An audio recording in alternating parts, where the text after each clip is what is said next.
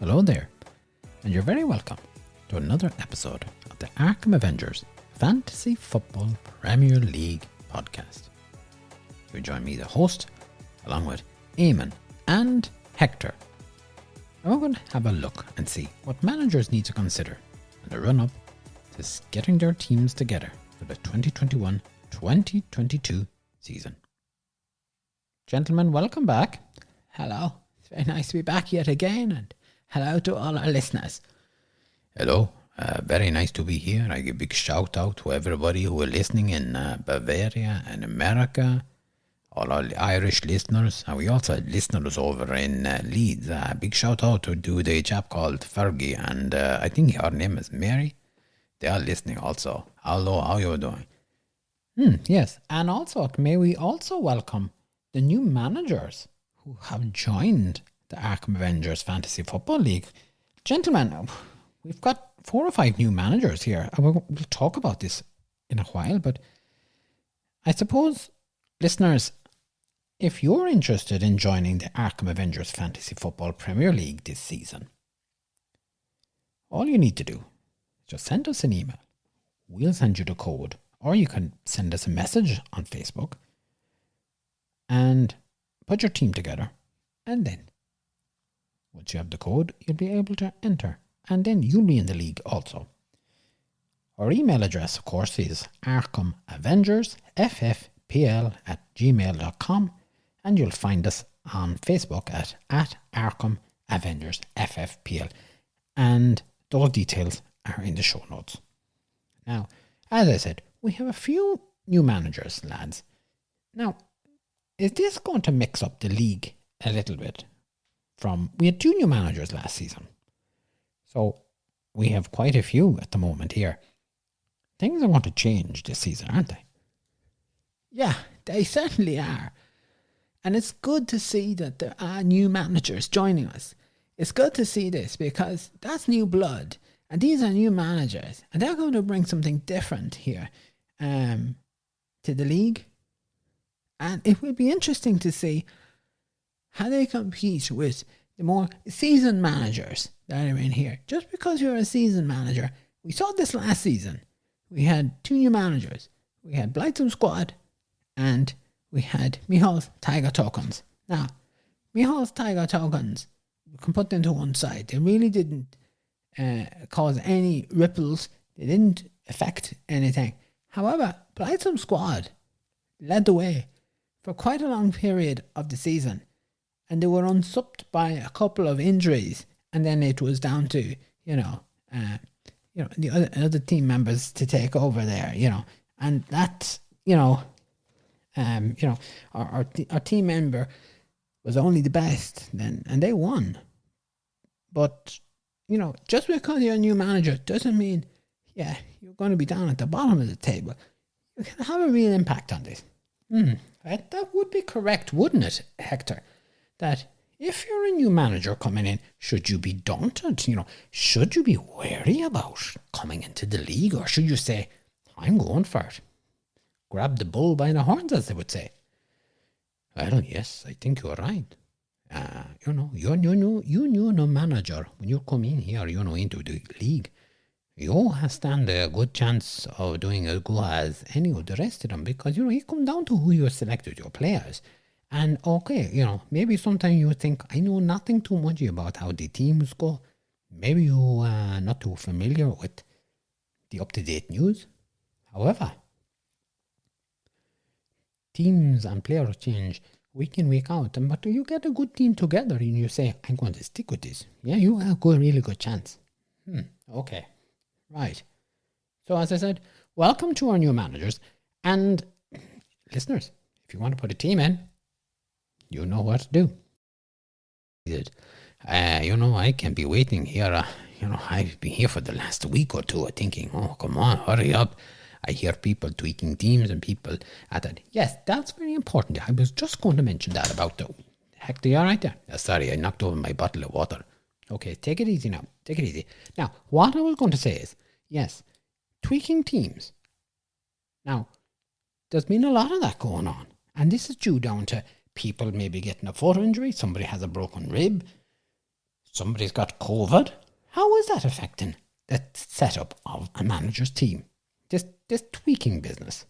I mean, if I'm going to put it out here, lads, I mean, the managers at this point, I mean, it's kickoff, so it is tomorrow.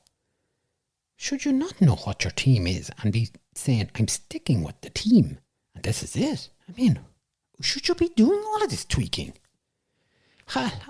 Okay, right. Well, if I might say so, I think yes, a manager should know their team, and I don't think managers should be making any changes at this late date. I think that, if you're making changes, I think you're better off to wait for the game week to start, because then you'll get a chance to see what players are doing, how they're performing.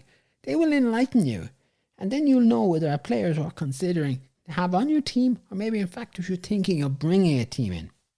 Hector? Well, for me, I think that a manager should always be open to making a change.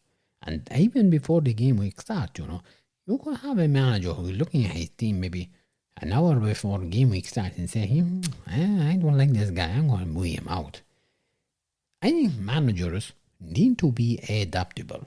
They need to be thinking, how can I improve my team?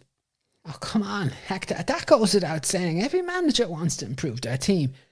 But you have to be settled on the team. I mean, when game week kicks off, what are you going to do, Hector? Are you going to keep changing your teams around day and night, willy-nilly? No, I ain't saying nothing about that.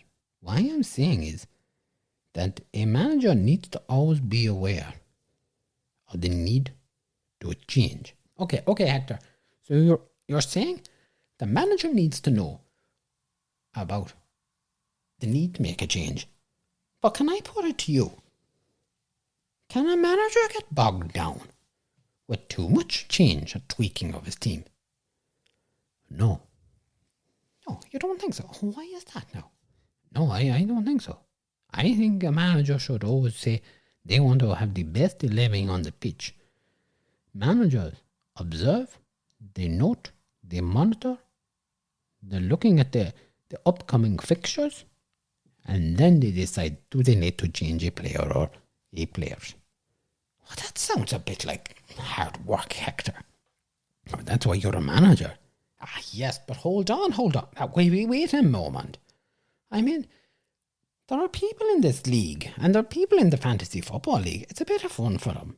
I mean, what you're after seeing there, this makes it out as though, you're nearly on the pitch micromanaging the team. I mean, where's the fun in that? Well, perhaps maybe Hector is anti-fun, and he's, very much into the nitty-gritty of the needs of the manager. Well, I tell you what, Eamon, I'll put it like this. He's certainly painting a pretty complex picture here. I mean, Hector, some managers have work to go to. They have a life outside of this. I know. Yeah. I know that. Yeah, I know that. What I'm saying, though, is that you need to try and keep an eye on things, especially when you're considering if you're making a change in your team or with your players. Look, I think I understand where Hector might be coming from, and he has a point. I understand, the manager needs to pick his best team. And if you're not picking your best team, you're not managing. And, sometimes you have to allow space to make the changes. And by that, don't use up all your game week transfers all in 1 week. Carry them over into the second week, which will allow you to make 2 transfers if you need that. And also keep the money in the bank. But I do think that you need to allow players to settle, especially if players have moved clubs or players have come from a different league into the Premier League. They need time to settle, so they do. Now, what I would be doing is I would be picking my team and I would be sticking with that team for at least 3 game weeks. That is, unless a player happens to be injured or gets suspended for some reason. Well, that sounds like a sensible approach, Eamon, I have to say. That makes sense. But, can I come back here to Hector and his, what was it, his observe? Note? Monitor? Hector, what is it that you're actually getting at here? what I am saying here, is that you have to sometimes look and see who is actually fitting into your team. You want to get the player who is going to have maximum minutes. No point having a player who not playing much. And, you think, hold on. How do you know they're going to get the maximum minutes? You don't. But you look at how they got on maybe last season. And if you have a fellow who's come in, like say, let's take Brentford, for example. They're newly promoted. So those guys, they have no minutes from the last season. What are you going to do there? Well, then sometimes you have to think, do you want to have the player from Brentford in? Or you do take a punt. If you take a punt, fair enough. But sometimes you might think, you say, for the first couple of game weeks, I'm going to go at players who played last season. Have a look at how many minutes they played. Did they score goals? Have they had the assist? That sort of thing. Ah, right, okay. So that's, it's giving you the grounding for your team. So is that right? Yeah, that is right. Just it. I think Hector might be putting a little bit too much thought into this. I mean, it's not science, Hector. Well, it is science to some people. No. It's football, Hector. It's football. And, just because a guy played so many minutes and scored so many goals last season doesn't mean he's going to do that this season. I didn't say that. But, but you're alluding to the fact that you want your team selected with players who have form from last season and the season before. Things change, Hector. I think really what you want to do is have a look and try to identify based on the fixtures and the teams, and yes, factor in, have they got history? And are they a good player to have on your team? And then, after 3 game weeks, you should have ample opportunity to have assessed the impact that the player has, the ability, and whether they're getting the minutes, are they getting the assists, goals, are they defending? That's the sort of thing I think a manager needs to be doing. I don't think you need to be monitoring, observing any of that sort of, malarkey stuff that Hector is preaching here. Hector, I don't know where that's coming from. But I tell you, Eamon, I tell you this, that you have to know what you're doing when you be managing. We know that. No, we have to say this here. I say that you need to keep an eye on how teams are going. Our managers, our teams and managers in the Premier League doing things that will impact on your team. Like if player not playing and you have him in his team for 2 game weeks, why you leave him there? Why you not get rid of him? And look, there's no need to get so excited about this. Well, no, Eamon, you say something here. I come back to you on this. Okay. Hold on a moment now. Hold on. Can we just calm down just for a moment here? I understand where Hector's coming from to a degree. I'm not following the logic completely. Why you not follow the logic? The logic say, if guy no play, okay, I take for example, Jack Grealish. Let he say he on Man City team.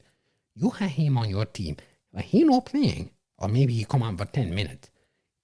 Do you want to leave him on there for 3 game weeks? Or do you say to yourself, he not playing not enough, I want to get him out.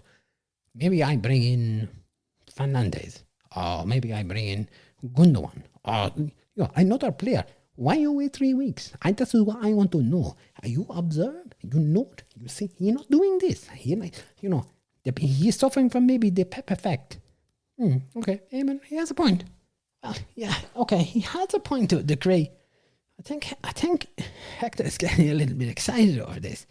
But I do think that you also need to give players a chance. I mean, just because maybe Grealish doesn't play for 2 weeks doesn't mean he might not play for the next 5 weeks. And if you decide then after 2 weeks to get rid of him and he comes in and he's playing for 5 weeks and he's playing superbly, well then your observations, your notes and your monitoring are really gone out the window there.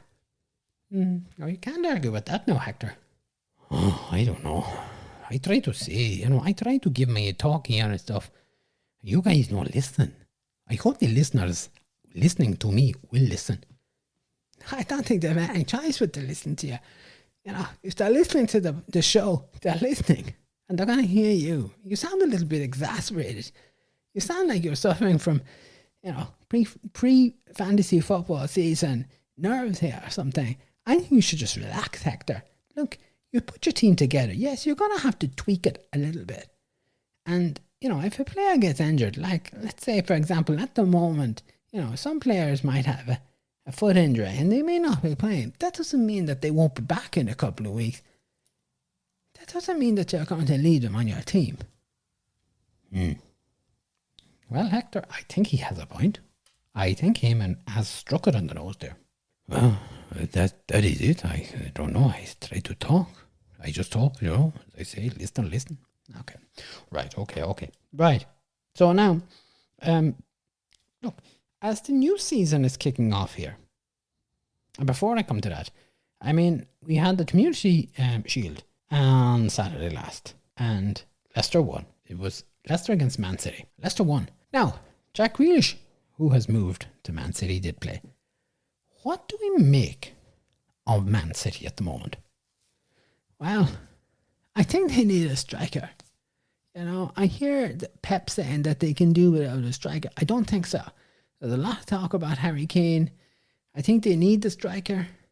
I think they have a good team set up. Striker will finish it off. That's all I have to say about that. I think that Iñaki Ocho, he is a player worthy to have on your team. He didn't start now, did he? That's the problem. You want to have him sitting on your bench, or is he starting? I think he will be starting much more, so he will. I think Brendan Rodgers wanted to give Vardy a chance, and when he see goal going in, he say, in you go, Iñaki Ocho. You get penalty, you score. That guy, he'll be scoring a lot more goals for this season. Okay, all right. Right, okay.